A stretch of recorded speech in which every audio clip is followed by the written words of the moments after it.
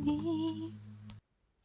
Hi there, this is Joanna from the channel JCLady, Alternative Education, and this is the series of videos about Polish grammar. And Polish grammar, as an example, is an example of an ancient grammar. And we are talking today, this is the third series of video. We are talking about the verb. Basically, we are continuing talking about the verb. We've got, we passed from the morphology, meaning talking about small words, parts of speech. We passed to syntax, and now we are talking about big structures. And those big structures are phrases, sentences. And here I'm talking about moods in English, in fact. In Polish it's called tryby, in English it's called moods, and in French it's called modes. My hair today are kind of naughty. I already talked about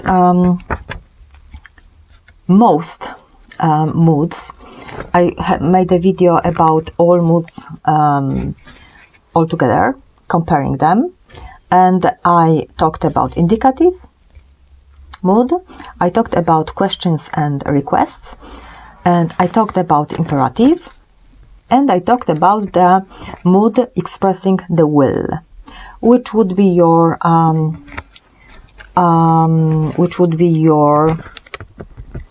modals. Now today we are left with the three conditionals, basically, and that should be kind of simple, because I noticed that in English it's really well done. This part of grammar is really well done, meaning it's well structured, and maybe even too much. You made it too kind of fixed, and it's not so fixed in the real speech, because in fact we are mixing conditionals. We are not using those structures so in such a pure way.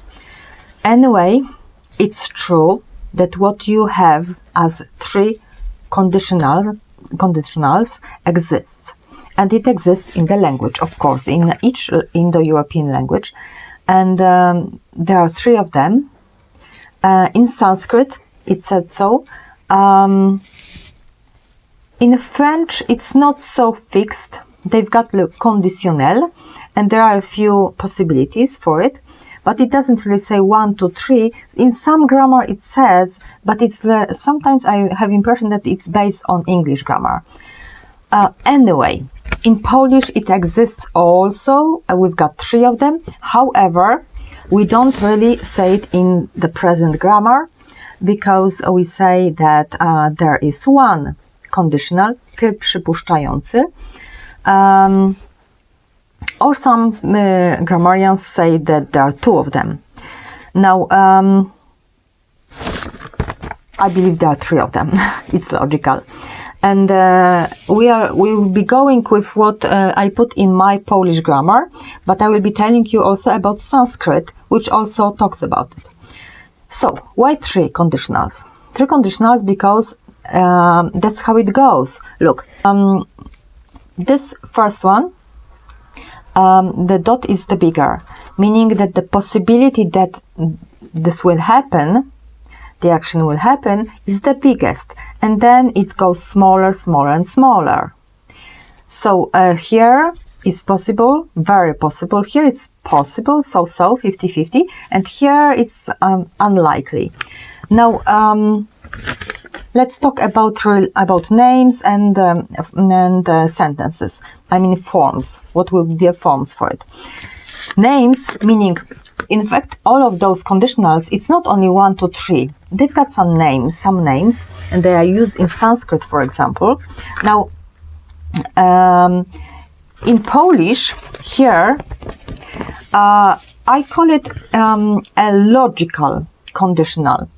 Number one, because it's at the same time something which in Polish we call nakaz, meaning that it's a kind of order that comes from above. It's not from the person, like person to person, that somebody is ordering me something and I see him. No, it's something that comes from above. I don't know, it's like God or circumstances, physics, right?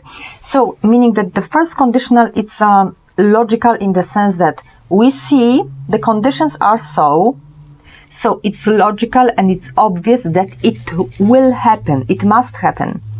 So there is no doubt, and there are often physical stuff, physical sentences, such as I see the black cloud, so it will be raining.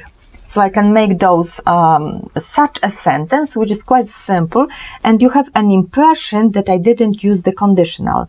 I did, but of course you can do it differently. You can say, if the black cloud is on the sky, it will be raining. Okay?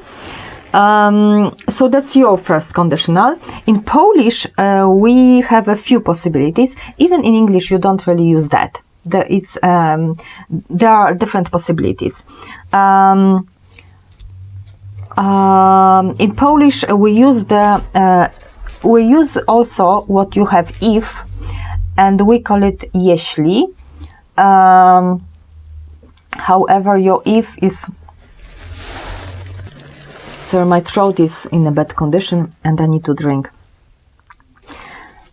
Your first conditional, and with the if word, if is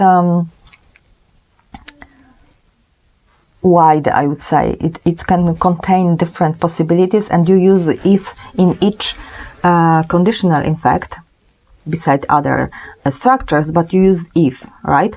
Now in Polish we have if in the sense jeśli, only in the first conditional. So we say in Polish, jeśli na niebie jest czarna chmura, to będzie padać. And this is basically your sentence. If there is a black cloud on the sky, it will be raining, or it will rain, right? Now, there is a possibility, and Sanskrit talks about it, that we will just make this nakas, meaning this order from above, and it will be kind of forced, because first conditional, it's a little like ordering mood, right? But it's not an order. It's not somebody who directly tells you so. The conditions, right, makes you do something, at least in the first conditional.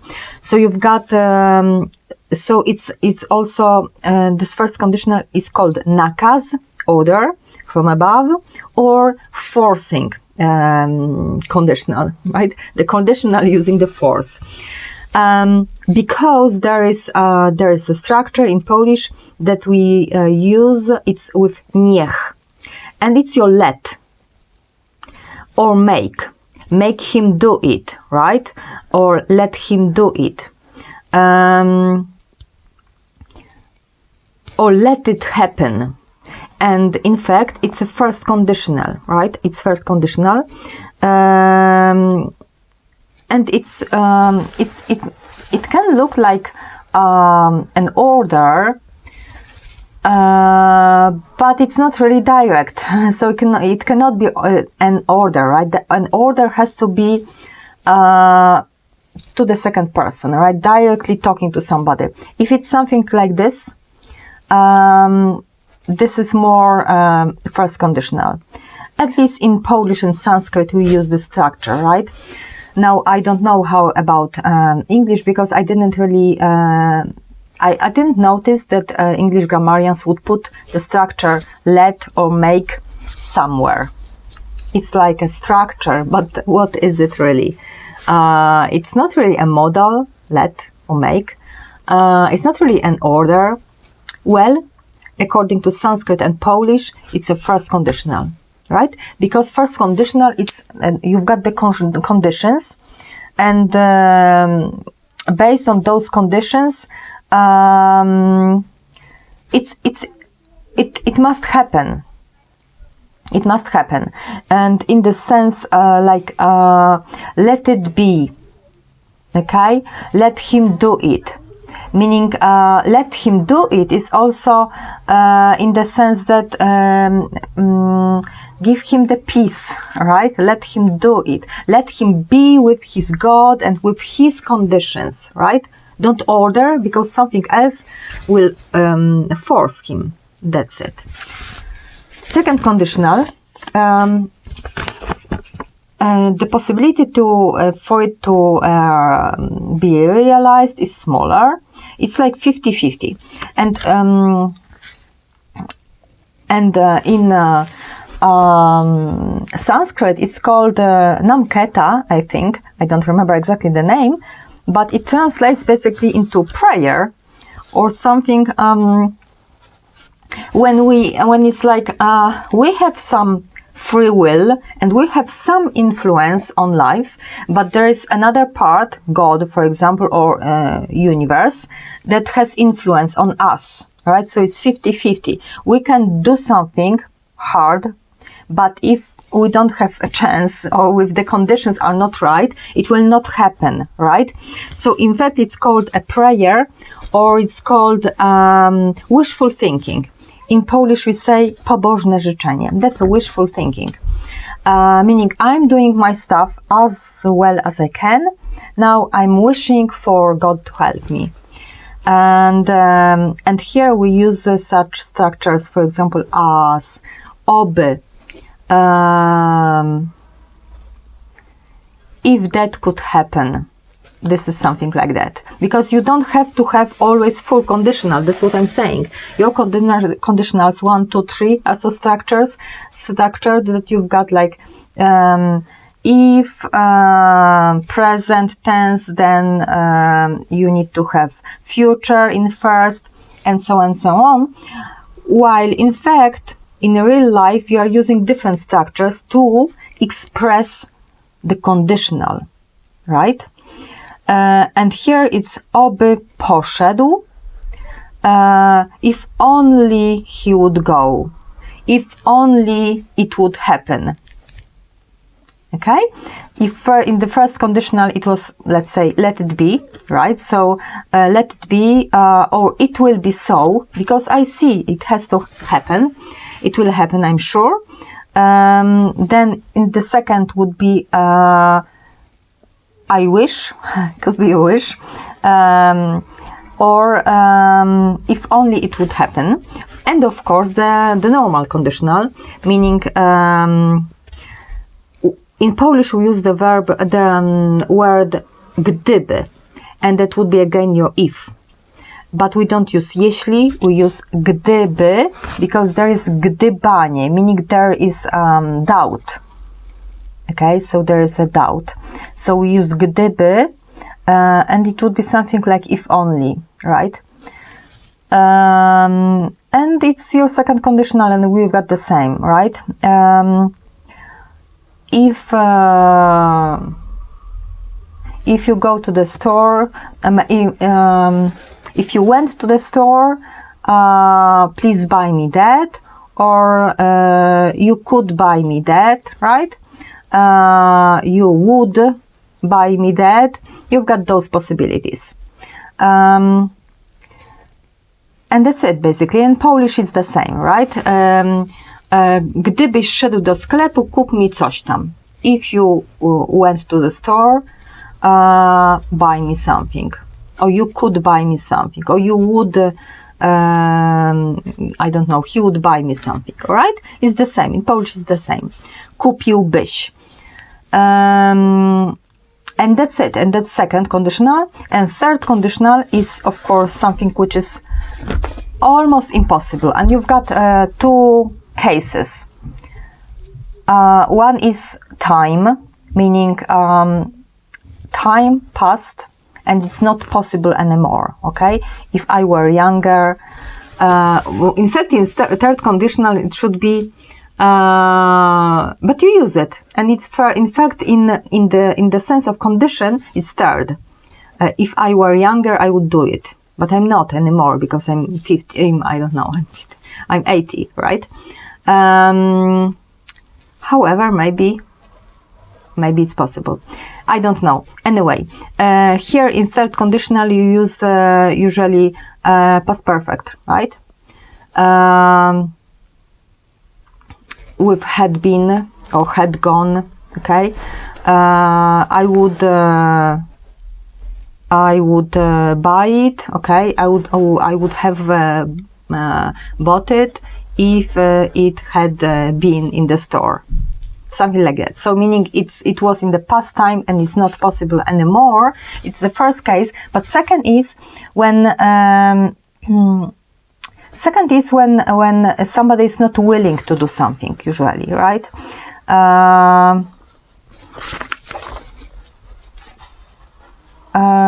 If you, meaning that somebody is not willing to do something, meaning it's until that person is willing, it's not possible, right? Gdybyś szedł do sklepu, mógłbyś kupić mi coś tam. If you would go to the store, but in Polish, in fact, we don't use past perfect. We don't even have anything like that. We don't use this pluska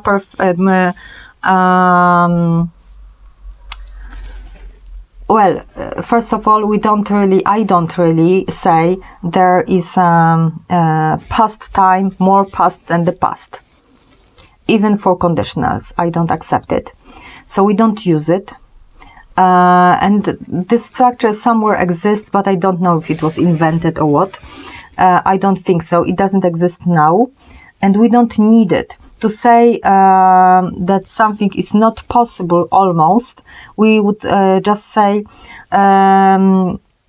gdyby on chciał mi to kupić, to mógłby mi kupić. If he would want to buy that for me, he would buy it for me. But it means that he doesn't want to. Okay? So, I mean, we can argue, is it a third conditional or second conditional? It's a little flu with conditionals. It depends what is exactly the will of the person, basically. So, basically, we are using the conditional according to what we've got, what is our situation, and what are our conditions. And I don't know that situation, right? Now, a second conditional is when it's like 50-50. One person needs to remember, want to do something, and the other person has the will to, right? But it's usually both persons want to do something. Sometimes just one is, I don't know, forgetful, right? Something like this, 50-50. But it's possible. In the third conditional, we will use it when we have the person that we are speaking about, and this person is not willing to do something. And that's enough. It's third conditional. It may not happen. It probably will not happen, right? That's it, I guess. And at the end, what should I say? Yeah, I should say that in Polish, we have those differences. Here in first conditional, beside the structure niech, we use the structure if, meaning jeśli. Here we use the structure gdyby, which is also your if, gdyby, but it's something like if only, would, right? Gdyby, but here we use gdyby plus a present tense usually, or some requesting, but present usually. And here we are using past tense after gdyby, after if, right? We are not using an plusquamperfectum, or however you call it, past perfect. That's it. Today I'm very tired, so I cannot really. I hope it was clear. And all those conditionals are here at the end, in the table. Okay, remember that language manifests your world.